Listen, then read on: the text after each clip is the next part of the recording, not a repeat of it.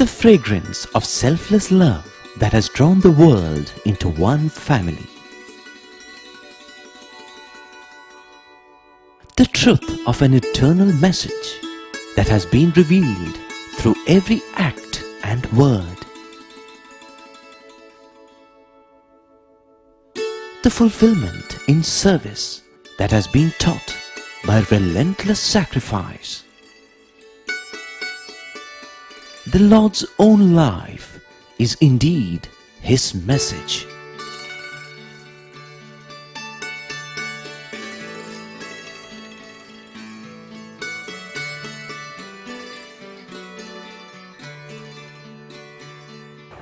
Sai Ram, and greetings from Prashanti Nilayam. It is a pleasure to welcome you again. And just to remind you, today we are presenting the 6th episode of our special serial entitled The Message of the Lord. Just in the last episode, I was telling you that whenever we face a moral crisis or wish to talk to God, He speaks to us via a special hotline called the Buddhi. And if this hotline is not in regular use, it can have breakdowns. And this can be a serious problem in times of emergency.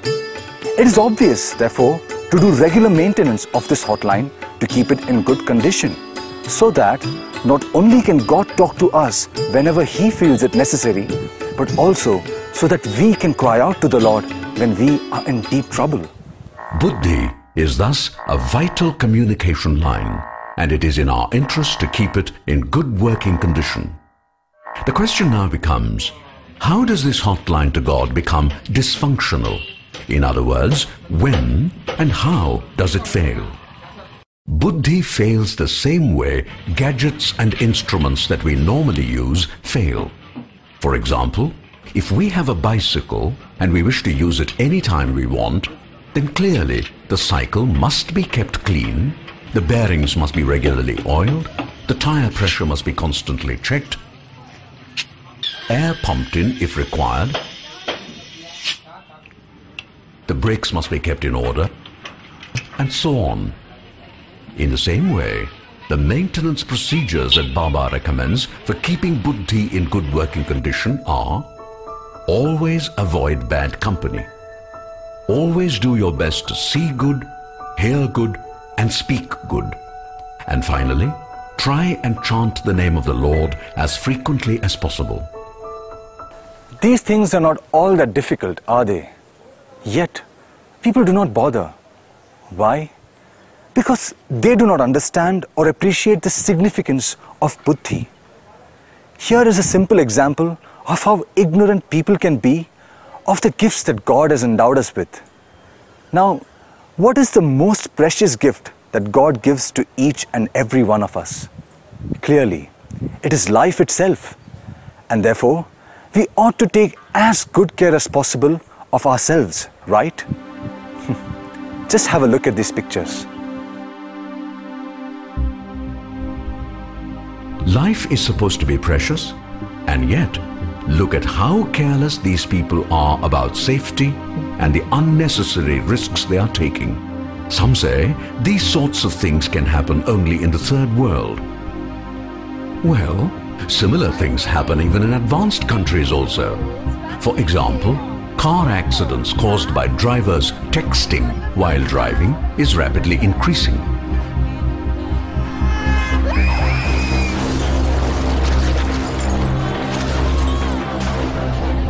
In one instance, there was even a train accident that happened because the train driver was so busy sending a text message that he failed to see.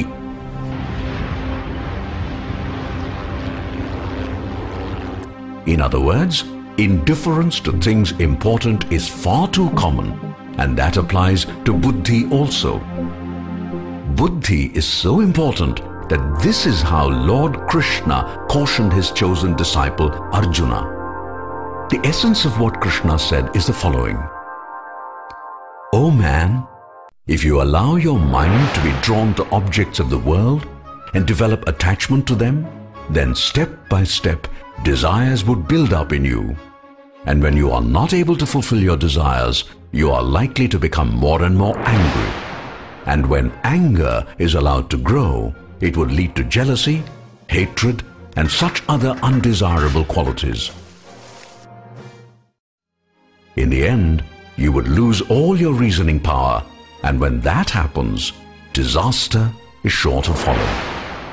God has not only given us many gifts, but has actually taken residence within us, which is why Swami often tells us, తన యందున్నటువంటి ఒక తత్వాన్ని మానవుడు కనుక్కోవాలంటే బయట వెతుకుతున్నాడే కానీ తన లోపల వెతకటం లేదు. To know the latent divinity within, man is searching outwards, externally. ఈనాడు ప్రతి మానవుడు కూడాను భగవంతుని వెతకటము బయటనే వెతుకుతున్నాడు కానీ తన యందున్నటువంటి భగవంతుని ఏమాత్రం తాను కనిపించడం లేదు. Man is in search of God in the outer world. He is not making any search within. తన యందే ఉంటున్నాడు భగవంతుడు. God is in you. తానే భగవంతుడిగా ఉన్నాడు. You are God. కానీ తన్ను బయట తట్టు వెతుకుతున్నాడు. But yet man is in search of him outside. ఒక చిన్న ఉదాహరణ మీరే చూసుకోండి. A small example. నీవు ఇక్కడే ఉన్నావు. You are here. నీవు బయట తట్టుపోయి నిన్ను నీవు చూడాలనుకుంటే వీలవుతుందా? Is it possible for you to find yourself outside? నిన్ను నీవు ఏ విధంగా చూడగలవు? How can you find yourself? చూడటమే వీలు కాదు. It is not possible. అంత మాత్రం చేత నేను లేననుకుంటావా? That doesn't mean that you can deny yourself. అంత వెతుకుతూ పలానా అబ్బాయి ఎక్కడైనా ఉన్నాడా అని అడిగితే నీవేనయ్యా పలానా అబ్బాయివి అని అడుగు చెప్తాడు. If you go on in search of your own self, some stranger will tell you, you are the person whom after you are searching for. అప్పుడు తన ఉన్నటువంటి సత్యాన్ని గుర్తించుకోగలడు. Then you will understand the truth within. ఈ ఏకత్వాన్ని గురించి తెలుసుకోవటం చాలా సులభమే కానీ దాన్ని నమ్మాలి బాగా. It is quite simple and easy to know this oneness, but one must have absolute faith. నేను అనేటువంటిది నాకంటే బయట లేదు. In fact, I is within, not outside. నేను నా యందే ఉంటున్నది కానీ నాకంటే బయట లేదు. The I is within me, not outside. Actually, as Krishna explains in the Gita, Swami is within us in 3 different ways or levels. To start with, God is present in every single atom in our body as a power of every atom. And remember, there are trillions and trillions of atoms in our body. You might wonder, what does it mean to say that God is present in every atom? Well, as you know, atoms are needed to make molecules. And there are so many different types of molecules in the human body. Without these molecules, we cannot have cells of different types. And without cells of different types, we cannot have flesh, blood, bones, muscles, and so on. Going back to the atom for a moment, when an atom is split, a tremendous amount of energy is released in relation to the size of the atom, that is. Such power is actually present in every single atom, and there are trillions and trillions of atoms within us.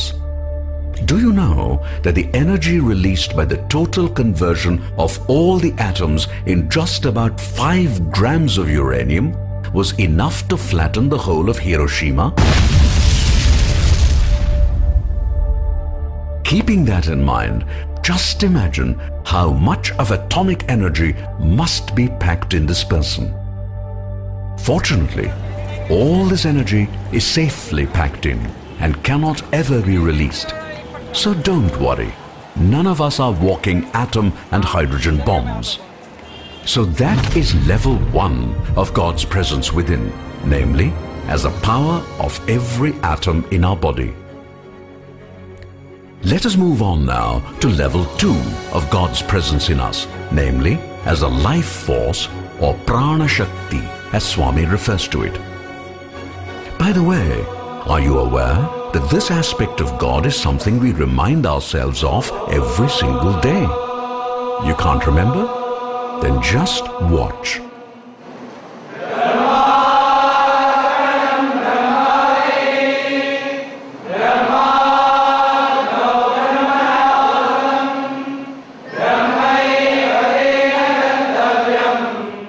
Remember that shloka? Isn't that familiar?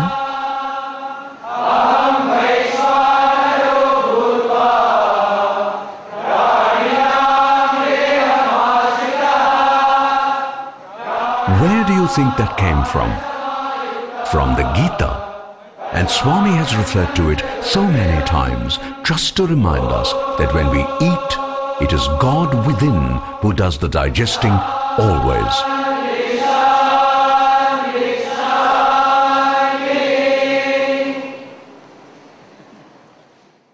And God does this for every creature, from the ant all the way to the elephant and the whale.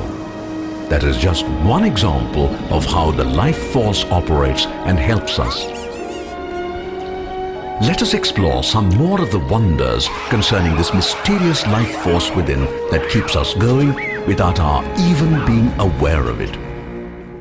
You see how active these people are? That is how active a living body can be. Where does that power come from? From the life force or prana shakti, and that shakti is God. It is not just vigorous activity via which the life force manifests. There are a number of other remarkable things that can be traced back to the life force. Just consider the fingers of a human hand. Have you ever wondered how dexterous they are?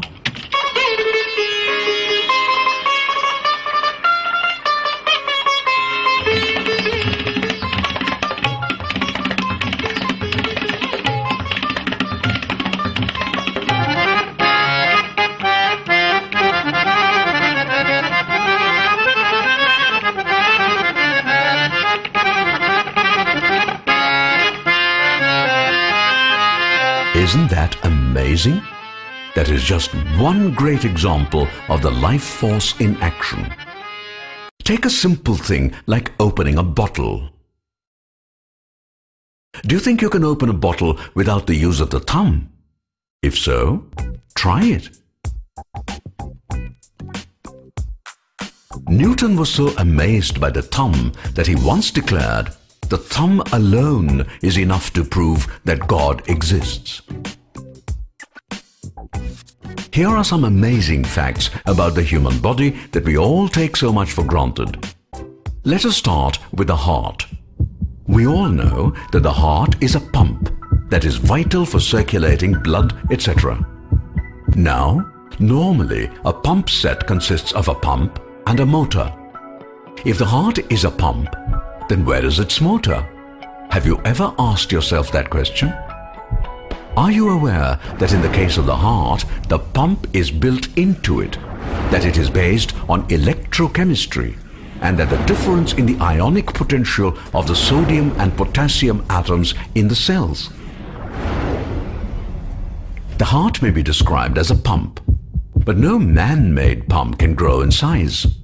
But the heart? It is a pump that actually grows in size as an individual grows from a baby through childhood to an adult. The heart is also capable of self-repair, to a modest extent, that is. Can any man-made pump repair itself? Another great thing, the heart works literally non-stop from birth to death, which could even be as long as 70, 80 years, and at times as long as 100 years. What about cooling? Pumps normally require cooling. Where has nature hidden the cooling system of this pump within us? Have you ever thought of that? And by the way, do you know that God has different designs for the heart of a giraffe as compared to that of a cow? Do you know why? Here is why. In the case of a giraffe, its head is always at a much higher level than that of the heart. And so, when the heart has to pump blood to the brain, which is one of the important jobs of the heart, in the case of the giraffe, the heart has to work hard because the pumping is against gravity. By contrast, when a cow grazes, its head is below the level of the heart, and sending blood to the brain is a much easier task. So, God has a somewhat different design for the heart of a cow. Let us now go to the third level, where God functions as our conscience. Remember what Swami says about conscience? That is right. God speaks to us from within as the voice of conscience via buddhi. Buddhi is thus the hotline that brings us the voice of God. That is why it is important to keep this line open always. And that is possible only through sadhana, or or spiritual practices which are specifically meant to cleanse the mind. Avoiding bad company, seeing only what is good, etc. is what sadhana is really all about. I have a question. If God is in me, is He in all the other people too? Of course He is. How can God be partial? Okay, let me put it this way. There are 6 billion people on this planet Earth. If God is in each and every one of these 6 billion people, do you mean to say that there are 6 billion gods? చూడండి, బల్బుల్లో ఎక్కడ చూసినా కానీ ఒక్కొక్క దీపం వెలుగుతూ ఉండాలి. You find bulbs here illuminating. కానీ బల్బులు వేరువేరుగా ఉంటున్నది కానీ కరెంటు ఒక్కటే. You see the many bulbs here, but the current being one. ఈ కరెంటుకు మూలాధారం ఏమిటి? What is the basis foundation? అది దివ్యమైన శక్తి. That is the divine power. అది వైరు ద్వారా వెళ్ళి It flows through the wire. మనసు ద్వారా బల్బుగా నిలిచి and it stands there in the bulb of the mind ప్రకాశంగా వెలుగుతూ ఉంటుండాలి. and shines forth as light. కనుక ఈ అన్ని వెలిగించేటువంటిది, తొలగించేటువంటిది, తిరిగించేటువంటిది సర్వం కూడాను ఆత్మతత్వమే. Therefore that brightens, that illumines, that revolves is the nature of Atma only. దీనిని నేను ఎప్పుడప్పుడు చెప్తున్నాను, సత్యము, ధర్మము, శాంతి, ప్రేమ అని. Bhagavan refers to them as Satya, Dharma, Shanti, Prema. There is surrounding the planet an atmospheric belt. That air is everywhere, and there is no place it is not. At the same time, there is air in the lung of every person. So you see, air can be everywhere and also in all lungs at the same time. In the same way, God can be everywhere and in all entities and beings. Which is why Swami says most emphatically, ఏది చూసినా కూడాను వారిని గొప్పవారిగా మనం భావించాలి. Consider everyone divine and great. అందరి యందు దైవం ఉన్నాడు. There is God in everybody. God is everywhere. God is everywhere. ఆత్మ అందరి యందు ఉన్నది. Atma dwells in everyone. ఏకాత్మ సర్వభూతాంతరాత్మ.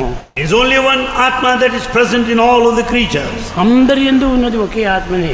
The same self-Atma is present in all. there is only God everywhere and nothing except God. And this is true all the time. God may be hiding in everything that we see all around us. But my question is, when I see a wild animal, I see a snake, or for that matter, even a bad person, how do I see God in them? In short, you speak of unity in diversity, but how do I see God in this diversity, which is all that I can see? సత్య ధర్మములు, శాంతి, ప్రేమలతో With నీ నిత్య such జీవం యాత్ర సాగించు. carry on your life sojourn with the principles of Satya, Dharma, Shanti, Prema. ఈ సత్య ధర్మములు మనకు నిలిచినప్పుడే ప్రపంచం కూడా మనకు నిలుస్తుంది. And when these two are well maintained, the whole world would be safe and secure. కనుక నీవు ప్రపంచంతో నీవు పోరాటం అక్కర్లేదు. You don't need to fight with the world. ప్రపంచం నీకేం అపకారం చేసింది? And the world has not done any harm. అపకారం చేయనటువంటి నిరపరాధులను శిక్షించడం గొప్పదా? Is it anything great in attacking those who have not been guilty? ప్రత్యక్షంగా నీకు పరోక్షంగా ఉండినటువంటి సత్యధర్మములను నీవు పోషిస్తున్నా. Therefore the fundamental qualities of Satya Dharma వాళ్ళని has to కాపాడుతున్నా. maintain. See that they are preserved. వారిని కాపాడుతూ వచ్చినప్పుడు అవే నీకు తిరిగి అస్త్రంగా మారి నిన్ను పోషిస్తూ వస్తాను. They in turn will protect you. ఇలాంటి సూక్తులు, ఆధారమైనటువంటి సూక్తులు మీరు నేర్చుకొని పెద్దలకు అందరికీ బోధించాలి. These teachings you should learn and share with everybody, elders in society. ఎలాంటి ఆపద కలిగినప్పటికీ సత్యాన్ని నీవేమాత్రం వదలకు. At any point of time, in spite of obstacles and ధర్మాన్ని ఏమీ difficulties, వదలకు. never give up truth and dharma. ఆ రెండింటినీ మనం ప్రధానంగా గట్టిగా పట్టుకున్నప్పుడు With all the determination you catch hold of these two, దైవమే మనం ప్రత్యక్షంగా వచ్చి God will come to you directly నిన్ను కాపాడుతూ ఉంటాడు. and will protect you. You may say, All that is okay. I see a snake. How do I deal with it? the answer is simple. If you do not feel any hatred towards the snake, and also keep telling yourself that God is in the snake, and since God loves all, the snake would not hurt, it would simply go away. You do not believe it? Actually, that exactly is what Swami has often said in his discourses.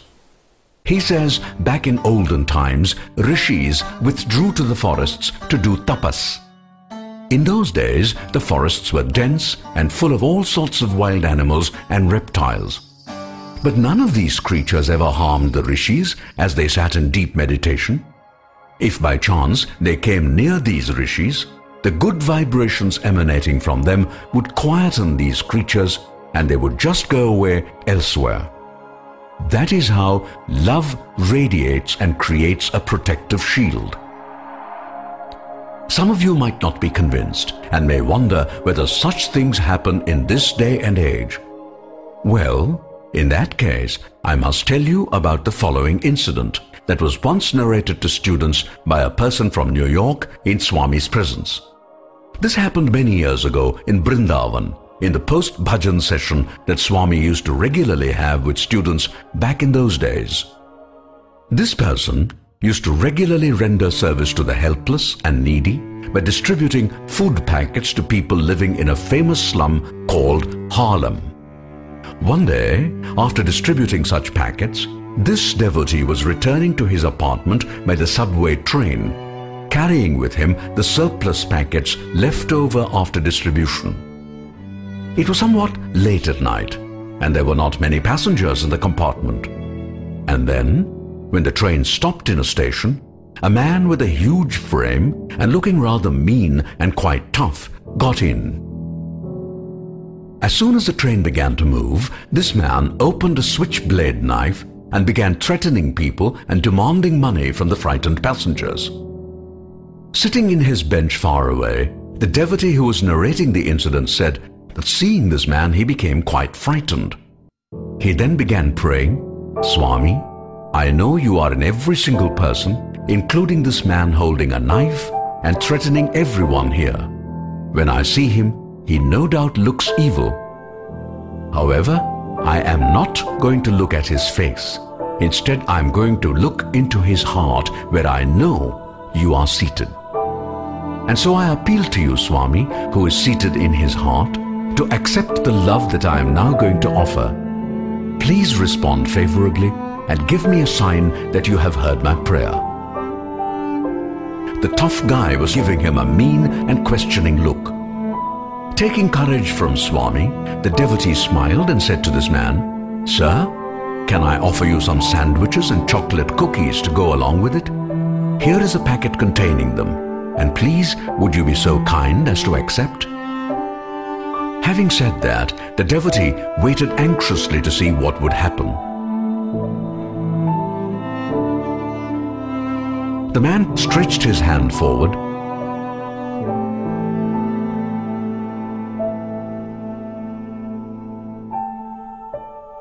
put away the knife, and began to eat the sandwiches and the cookies. A little later, even as he had finished eating, the train slowed down to stop at a station. The huge and menacing-looking man got up and started walking. It was clear that he wanted to get off at the station. Halfway to the door, he stopped, turned back, looked at the devotee who had given him something to eat, actually smiled at him and said, "Thank you."